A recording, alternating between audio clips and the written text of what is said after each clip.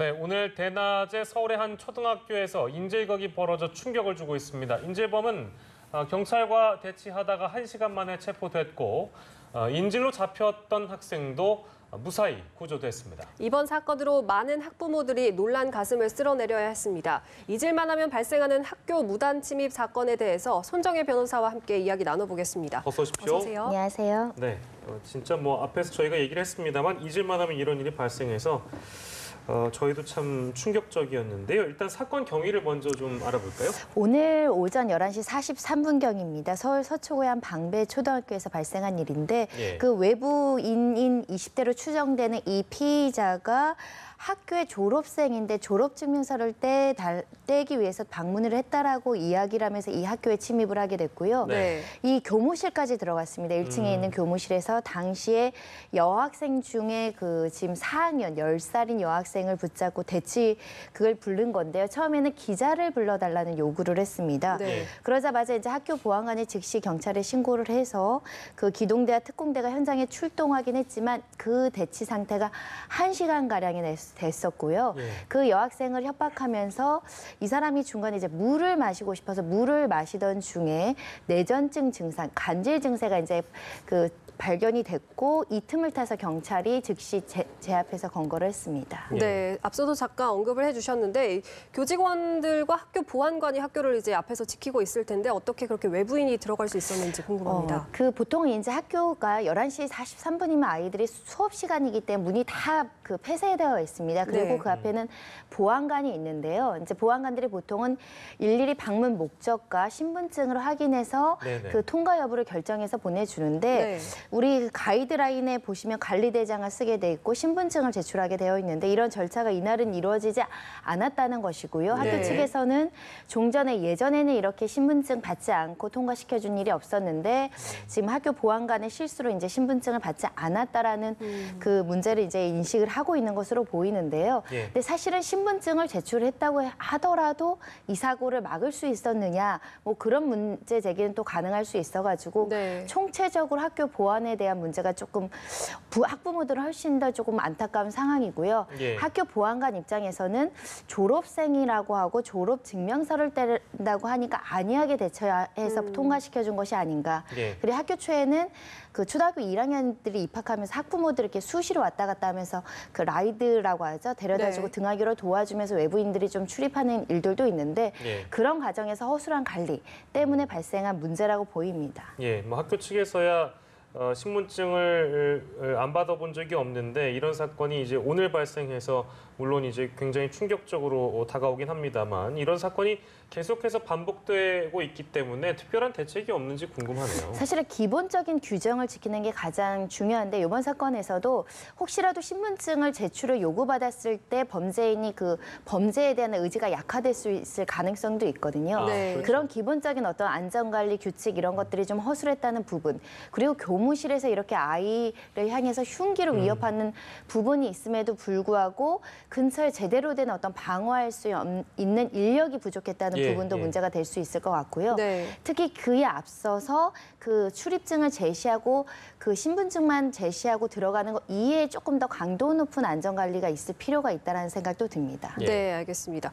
아무래도 힘없는 어린아이를 상대로 해서 더 충격이 아닐까 싶은데 이렇게 인질극 범인의 처벌 수위는 어느 정도인가요? 우리 법에서는 미성년자를 약취하거나 유인했을 때는 굉장히 높은 수준으로 처벌하게 되어 있는데 형법에는 10년 이하의 징역으로 규정되어 있고요. 특정 범죄 가중처벌에 보시면은 특히 돈을 목적으로 유인을 하거나 이렇게 협박을 했을 때는 무기 또는 5년 이상도 가능합니다. 단순 협박이라고 하더라도 흉기를 사용했을 때는 특수 협박죄가 적용이 되고요. 그럼 굉장히 7년 이하의 그 징역에 처해질 수 있게끔 형량도 높고요. 특히 13세 미만의 저항 능력이 부족한 미성년자에 대해서 이런 범죄를 했을 때는 훨씬 더 가중되게 처벌될 수 있습니다. 가장 가까운 보도를 보면 그 경찰서에 도착해서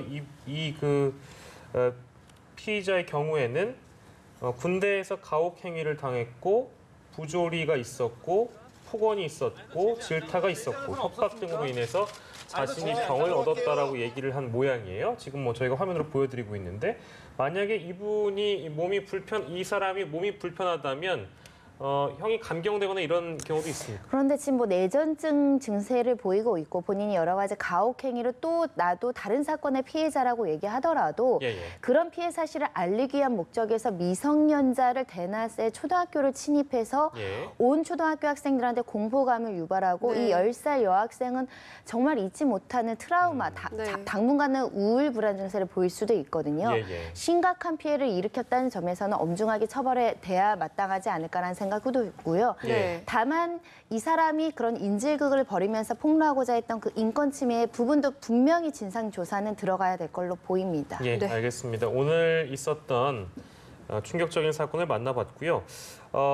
미투 관련한 내용이 새롭게 들어온 게 있습니다. 방송인 김생민 씨 굉장히 전성기를 맞이했다고 알려져 있는데 성추행을 했다고 하네요. 10년 전 사건인데 이 내용 좀 정리해 주시죠. 네, 이 사건은 그리고 피해자가 한 명이 아니고 2명으로 이제 지금 보도가 되고 있는데 2008년에 한 프로그램에서 회식 장소에서 벌어진 일입니다. 노래방을 갔고 그 자리에는 작가님들, 스태프들, 뭐 연기자들, 방송 관계자들이 있었는데 그날 이 피해자 A 씨가 이제 그 동료로부터 김생민 씨가 뭐 할 얘기가 있는지 너를 부른다, 끝방에 가봐라라고 해서 그 방을 갔는데 나에게 여러 가지 가까이 와라라고 하면서 그 당시에 성추행이 있었다는 것이고요. 네, 그 당시에 이제 여러 가지 뭐 옷차림도 흐트러지고 속옷에 끈이 풀릴 정도로 여러 가지 위력이 가해졌던 것으로 보이는데 마침 뭐 선배가 들어와서 이 피해자를 구조할 수 있었던 것으로 보이고 그 자리를 회피할 수 있었던 걸로 보이는데 이게 2008년도입니다. 이 피해자는 이 사실을 그 선배에게도 알리고 메인 작가님에게도 알리고 그래서 회사 차원에서 방송국 차원에서 적절한 조치가 있었으면 좋겠다라는 의사를 전달했음에도 불구하고 그렇게 되지 않았다는 것이고요. 그리고 그 회식 당일날 피해자 B 씨라는 사람도 그 더 높은 수준의 강제추행, 성범죄 피해를 당했다라는 겁니다.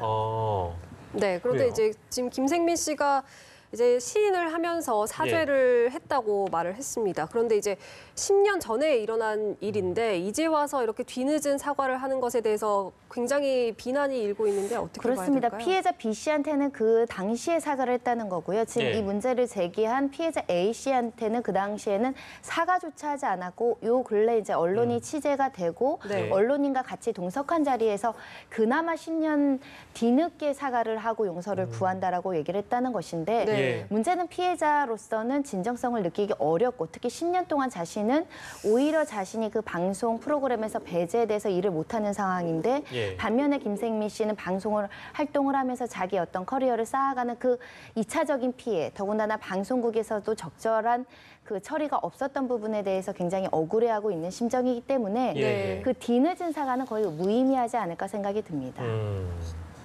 그리고 이제 이 사건이 굉장히 안타까운 것이 일단 2008년도 일이라면 공소시효는 일부 남아있을 수도 있지만 친고죄의 문제로 형사처벌은 어려운 부분이 있거든요. 그러니까 피해자로서는 법률적으로 처벌은 굉장히 어려운 상황이고 민사상으로도 손해배상 청구는 굉장히 어려운데 그럼에도 불구하고 이런 사실을 폭로했던 것은 이번에 미투 운동과 결부돼서 이런 어떤 그 방송가에서 벌어졌을 때 성범죄에 대해서 적절하게 처벌이 되지 않고 은폐되고 축소되고 오히려 피해자가 불이익을 당하는 이런 방송사의 어떤 방송 관계자들의 어떤 이런 침묵에 방조하는 것, 피해 방조하고 묵인하는 이런 분위기를 깨트리고 싶다. 자신도 또 다른 피해자였다라고 지금 폭로하고 있습니다. 지금까지 드러난 정황으로만 봤을 때 이제 이분 입장에서는 10년 동안 이제 자신은 일터를 만약에 잃었고 TV나 어떤 미디어를 통해서 김생민 씨 얼굴이 계속 노출됐다면 그런 부분들이 굉장히 상처로 다가올 수 있었겠네요.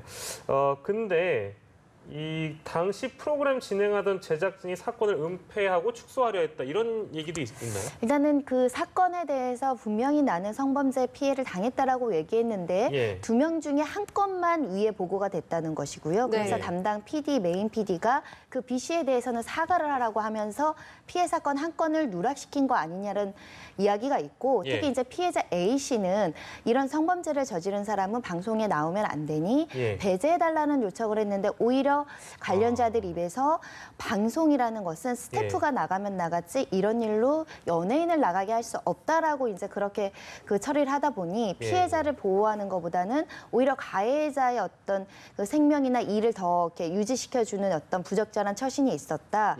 그런 부분들이고 오히려 이제 그 다음에 2차 피해가 발생하는데 어떤 팀원들의 분위기도 이상했고 그래서 결국은 본인이 거기를 나올 수밖에 없는 처지에 돼버렸다. 이게 소위 말하면 피해자에 대한 불이익 처분이거든요. 그리고 2차 피해로도 볼 수 있습니다. 이런 부분에 대한 문제를 제기하고 있습니다. 네. 그리고 또 아무래도 지금 전성기를 누리고 있기 때문에 앞으로 방송 활동에 좀 빨간불이 켜진 게 아니냐. 일단은 진정어리게 사과하고 싶다, 용서를 구한다라고는 했지만은 이 지금 진행되고 있는 방송에 대해서는 하차하겠다 이런 얘기는 없었는 것으로 보이는데요. 워낙에 평소에 이미지가 모범적이고 또 여러 가지 뭐 좋은 모습을 많이 보여줘서 그와 너무 상반되는 피해자도 2명이고 같은 날 성범죄 피해를 2번이나 일으킬 수 있는 이런 부분에 국민들이 조금 충격받지 않았을까 싶고요.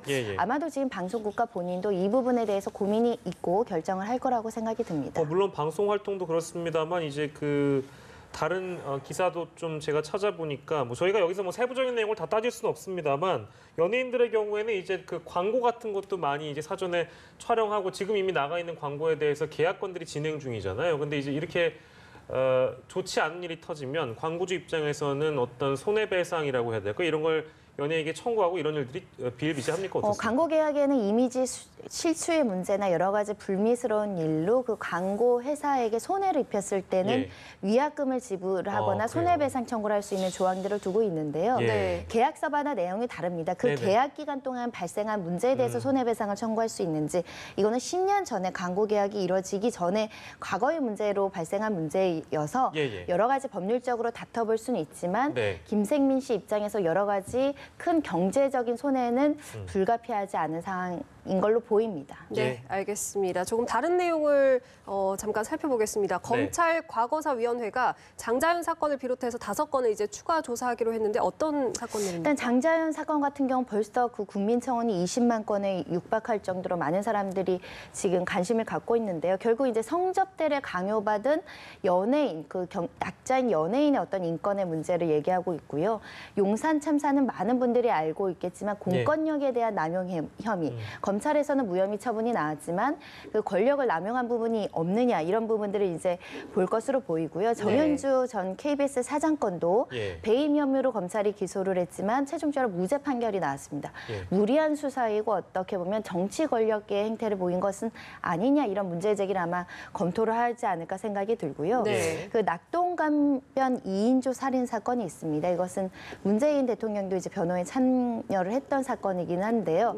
이건 역시 이제 경찰이 무리하게 수사하면서 수사 과정에서 고문이나 가혹행위 등으로 사실은 피의자한테 자백을 받아내는 과정에서 불법 행위는 없었는지 이런 것들을 살펴볼 수 있을 것 같고요.